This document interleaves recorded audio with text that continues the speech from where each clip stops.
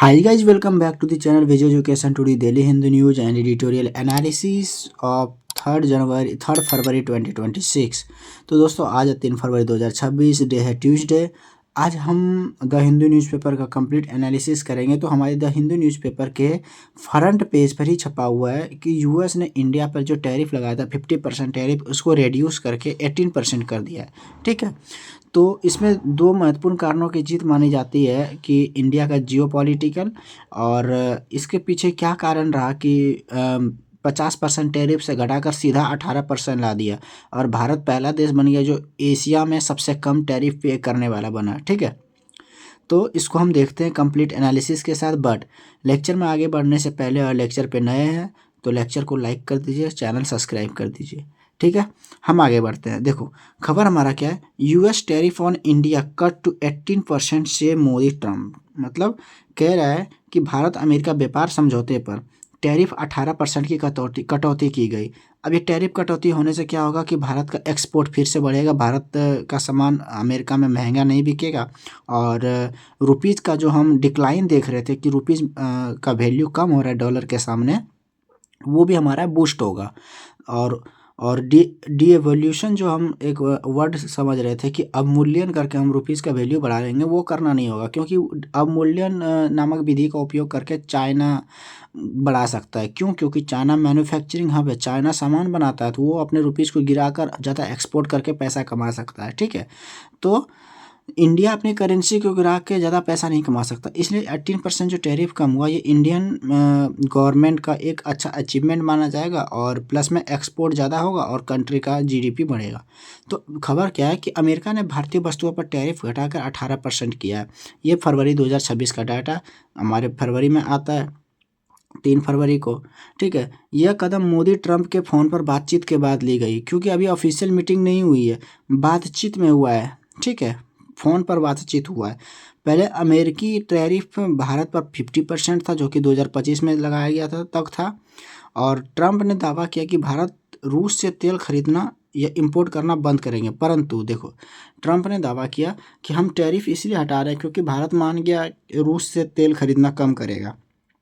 पर इस पर भारत का अभी कोई स्पष्टीकरण नहीं है कि हम रूस से एक्चुअली में तेल खरीदना बंद करेंगे। ठीक है, इस पर भारत का भी कोई एक्सपर्टीज नहीं है। पर 500 और ट्रंप ने दावा किया कि 500 बिलियन डॉलर आयात के दावे एक्सपोर्ट करेंगे, इंपोर्ट करेंगे, दोनों देशों का एक्सपोर्ट इंपोर्ट बढ़ेगा।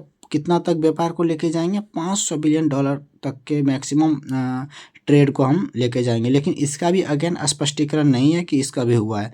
पर ये सब ट्रंप के ट्वीट में जो सोशल मीडिया हैंडल पर वो देते हैं, तो उन पे ये सारी जानकारी हुई और फ्रंट पेज पे हमारे अखबार में छपा है।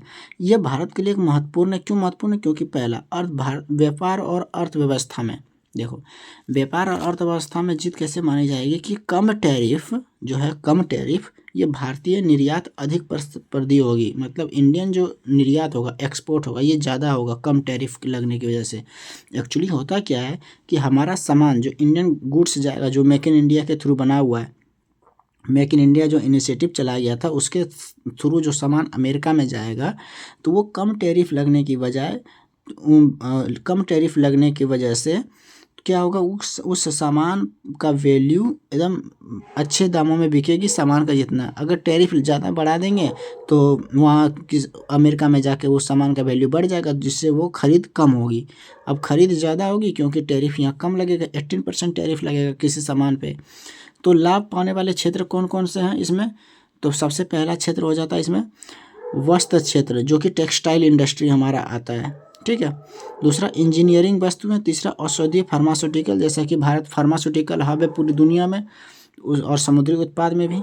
और इसमें एक लाइन है कि मेक इन इंडिया जो इनिशिएटिव है भारत का, उसमें निर्यात आधारित विकास को बढ़ावा मिलेगा। जो भारत अपना निर्यात करता है मेक इन इंडिया के थ्रू, तो उसका जो एक्सपोर्ट होगा ना, ये उसमें ज़्यादा बूस्ट मिलेगा, और ज़्यादा बूस्ट मिलने की वजह से क्या होगा कि उस पर रुपीज़ का वैल्यू ऊपर आएगा फिर। ठीक है, डिवोल्यूशन नहीं करना पड़ेगा, जो एक टर्म सीखा था मैंने पिछली वीडियो में।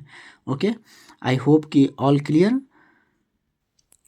नाउ नाउ दोस्तों we discuss our second article today newspaper. आज के न्यूज़पेपर का हम सेकंड आर्टिकल को डिस्कस करते हैं। तो सेकंड आर्टिकल हमारा इस प्रकार है कि एक्सटर्नल टीम, जो बाहरी टीम आएगी, इन्वॉल्व होगी किस चीज़ में, इन पीएसएलवी। पीएसएलवी हमारा पोलर सैटेलाइट लॉन्च व्हीकल जो है कि ये इसरो का एक ये भरोसेमंद व्हीकल है, जो कि पिछले साल 2025 में इसको सेटबैक देखने को मिला कि back to back 2 mission fail मारा, 2 मिशन फेल मारा पीएसएलवी ने। ठीक है, कहाँ पे फेल मारा था? थर्ड इंजन जो होता है उसमें सही से काम नहीं किया, थर्ड इंजन में खराबी की वजह, टेक्निकल इश्यूज़ की वजह से ये फेल मार दिया पीएसएलवी।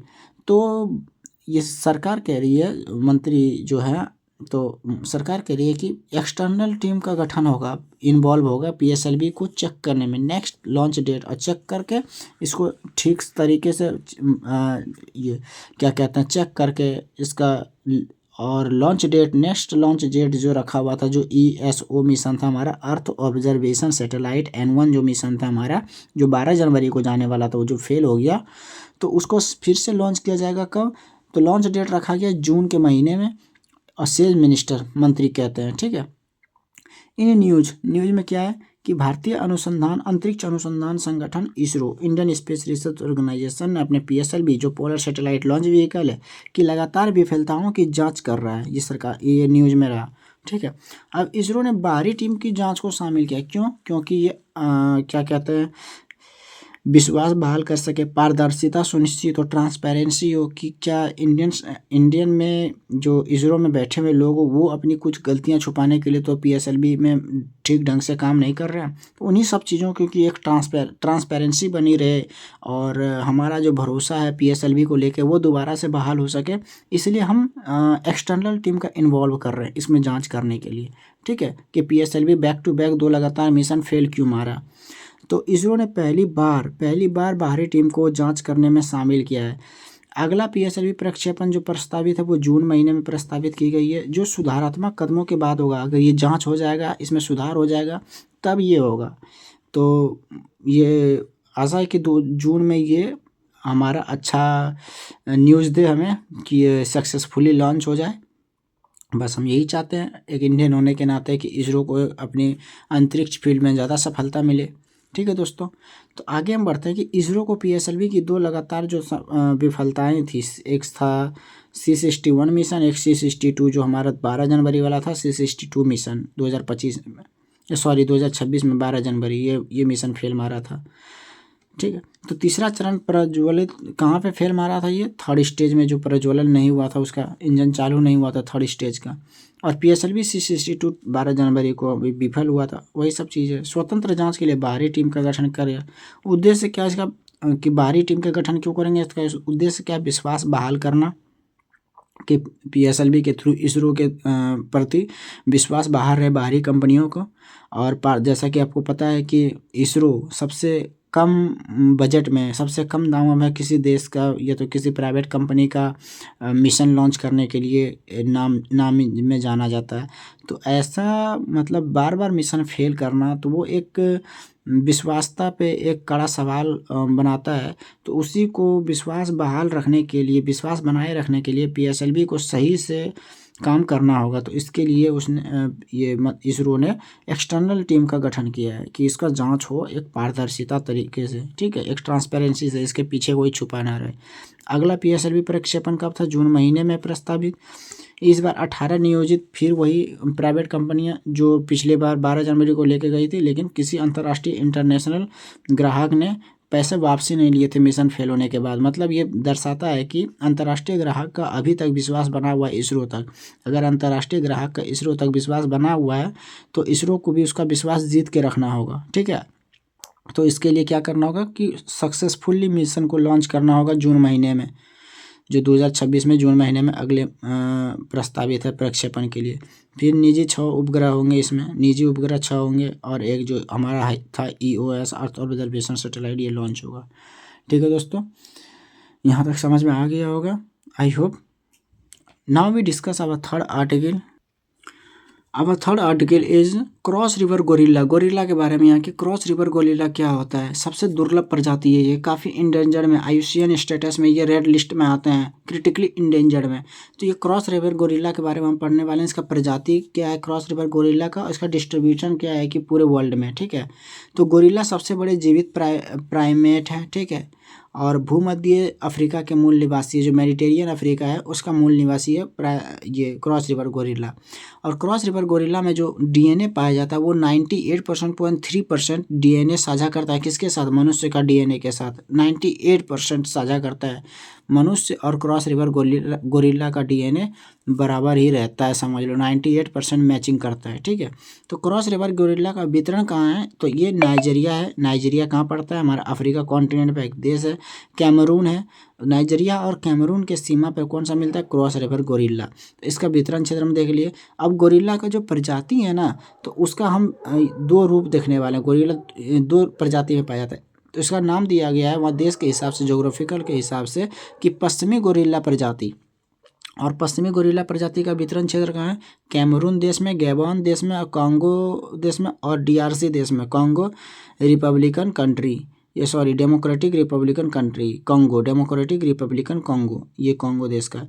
और पूर्वी गोरिल्ला जो पाया जाता है, ये पर्वतीय गोरिल्ला होता है, ये पर्वतों पर रहते हैं। तो ये कौन सा पर्वतों पर पाया जाता है ज़्यादा करके, विरुंगा पर्वत। ये बहुत ही इंपॉर्टेंट है दोस्तों, वनडे एग्जाम के लिए भी पेन पेपर उठाओ, इसको लिख लो, विरुंगा पर्वत। कौन गोरिल्ला पाया जाता है, पर्वतीय गोरिल्ला और पूर्वी गोरिल्ला इसको कहते हैं। और ये पर्वत कहाँ है, रवांडा युगांडा और DRC डेमोक्रेटिक रिपब्लिक कॉन्गो और बिवेंडी युगांडा में। तो और इस क्रॉस रिवर गोरिल्ला का जो प्रजाति है, तो इसका आहार क्या है, मुख्यतः इसका आहार शाकाहारी होते हैं ये। जैसा कि इंसानों जैसा ये व्यवहार करते हैं, तो ये मुख्य रूप से शाकाहारी होते हैं। और इसके भोजन में शामिल क्या होता है, बाँस होता है, कोमल अंकुर होते हैं, तने होते हैं, फल होते हैं, ठीक है। और पश्चिमी गोरिल्ला पूर्वी गोरिल्ला की तुलना में अधिक फल खाते हैं। ये खाने का है कि जो पश्चिमी गोरिल्ला है जो कहाँ पाया जाता है, कैमरून और गैबोन के सीमा पे। और जो पूर्वी गोरिल्ला जिसको हम पर्वतीय गोरिल्ला कहते हैं, जो कि कहाँ पाया जाता है, विरुंगा पर्वत पे। विरुंगा पर्वत कहाँ है, रवांडा युगांडा और DRC में। तो वो सबसे अधिक फल कौन खाते हैं, पूर्वी गोरिल्ला की तुलना में पश्चिमी गोरिल्ला खाते हैं, ठीक है। आई होप कि ऑल क्लियर। बट प्रजनन इसका कैसे होता है, देखो जो सबसे इम्पॉर्टेंट है कि ये इंडेंजर्ड में क्यों बने हुए हैं, क्रिटिकली इंडेंजर्ड में, क्योंकि इसका जो प्रजनन है ना, प्रजनन बहुत ही धीमा प्रजनन होता है इसमें। रिप्रोडक्शन रेट इसका ही बहुत ही लो है। क्या, ये 4-6 वर्ष में एक बार शावक को जन्म देती है। 4-6 वर्ष में एक बार ये मादा शावक को जन्म देती है। इससे क्या होता है कि जनसंख्या ह्रास और पुनर्प्राप्ति बहुत ही कठिन हो जाता है। अगर 4-6 साल में एक बार अगर ये जन्म दे रही है मादा गोरिल्ला, ये सॉरी बेबी गोरिल्ला को, तो इसका क्या होगा कि अगर इसका शिकार बंद नहीं हुआ, इसको बचाना उचित नहीं समझा गया, तो इसको जल्द ही ये ख़त्म ही विलुप्ति के कगार पर आ जाएंगे। तो इसको IUCN की स्टेटस में, इसलिए इसको संरक्षण की आवश्यकता पड़ती है, संरक्षण करते हुए। बट IUCN की स्टेटस में इसको कहाँ शामिल किया गया, देखो IUCN स्टेटस लिस्ट में इसको रेड लिस्ट में शामिल किया गया कि बहुत ही क्रिटिकली इंडेंजर्ड में है ये क्रॉस रिवर गोरिल्ला, ठीक है।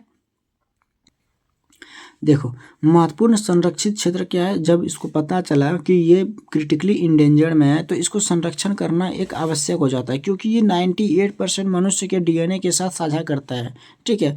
खुदा न खास्ता अगर ज़रूरत पड़े मनुष्य को कुछ चीज़ का, तो ये गोरिल्ला जो है तो वो काफ़ी काम आ सकता है। तो इसको बचाना ही बहुत ज़रूरी है, ठीक है। तो विरुंगा राष्ट्रीय उद्यान का है, अफ्रीका का सबसे पुराना राष्ट्रीय उद्यान है विरुंगा राष्ट्रीय उद्यान। वनडे एग्जाम के लिए मोस्ट इंपॉर्टेंट, विरुंगा राष्ट्रीय उद्यान कहाँ है, अफ्रीका का सबसे पुराना राष्ट्रीय उद्यान विरुंगा राष्ट्रीय उद्यान, ठीक है। जो कि यूनेस्को के वर्ल्ड हेरिटेज साइट में ये शामिल है, यूनेस्को के विश्व धरोहर स्थल में विरुंगा राष्ट्रीय उद्यान है। और बिबिंडी इम्पेंट्रेबल राष्ट्रीय उद्यान कहाँ है, विश्व के लगभग 50% पर्वतीय गोरिल्ला यहीं पाए जाते हैं, ठीक है। क्रॉस रिवर राष्ट्रीय उद्यान कहाँ है, सबसे दुर्लभ प्रजाति क्रॉस रिवर राष्ट्रीय उद्यान, ये भी इंपॉर्टेंट, अगेन बहुत इंपॉर्टेंट है दोस्तों, लिख लो इसको पेन और पेपर पे। तो सबसे दुर्लभ प्रजाति है और अत्यंत महत्वपूर्ण भी है ये, ठीक है। Now we discuss our fourth article of today and last article. We discuss our fourth article and last article, making access to menstruation hygiene for girls are fundamental right is a big step. देखो, हाल ही में supreme court ने, सर्वोच्च न्यायालय ने एक ये बयान दिया है, एक राइट जारी की है, फंडामेंटल राइट। कह रहा है कि मासिक चक्र के लिए जो लड़कियों को होता है और महिलाओं को होता है, विशेषकर लड़कियों के बारे में ही कहा गया, जो ये क्लास में होते हैं, जो स्टूडेंट्स कैटेगरी में आते हैं, तो वो उसको मेंस्ट्रुएशन हाइजीन के बचने के लिए उसका एक फंडामेंटल राइट्स है, ठीक है, मौलिक अधिकार के अंदर इसको कंसीडर किया गया।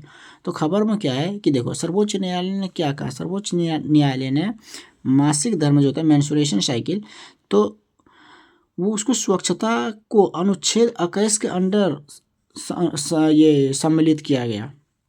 अब अनुच्छेद 21 में क्या होता है, राइट टू लाइफ, जीने का अधिकार।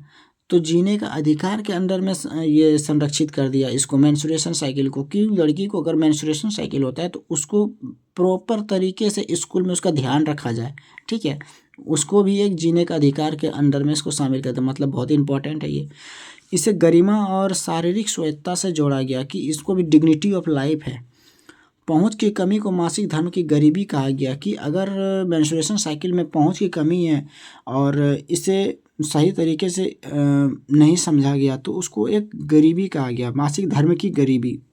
मतलब एजुकेशन बढ़ाना होगा स्कूलों में, कॉलेजों में, कि ये कोई ये अभद्र पाप नहीं है। अगर होता है ना कि मेंस्ट्रुएशन साइकिल होता है तो उसको मंदिर जाना अलाउ नहीं है आज भी, तो उन सब चीज़ों को हटाया गया है।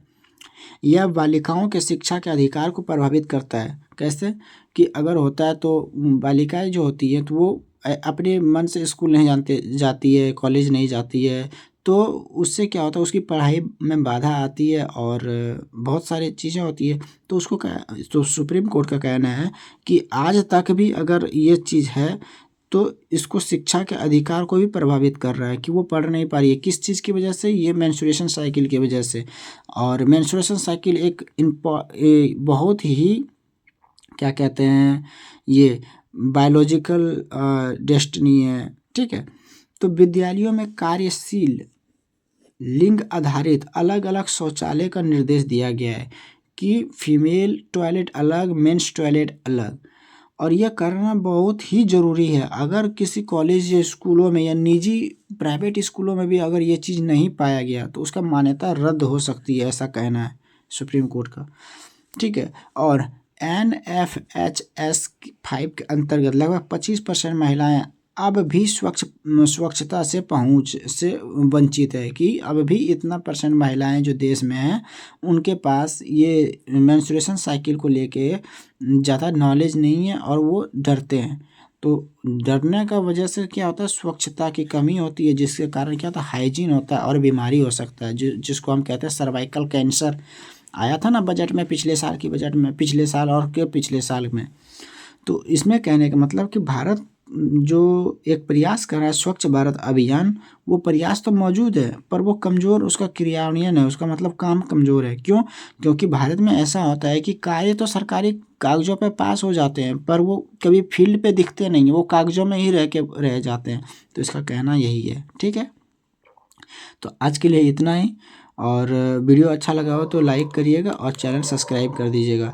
और अगर इन सब चीज़ों, यही सब जो मैंने अभी पढ़ा है, इन सब का प्रॉपर नोट्स चाहिए तो मैं मेरे टेलीग्राम चैनल ज्वाइन करिए, विजय एजुकेशन के नाम से आएगा, ज्वाइन हो जाइएगा, वहाँ आपको मिल जाएगा इन सब चीज़ों का JPG फॉर्मेट में, PDF फॉर्मेट में भी, ठीक है।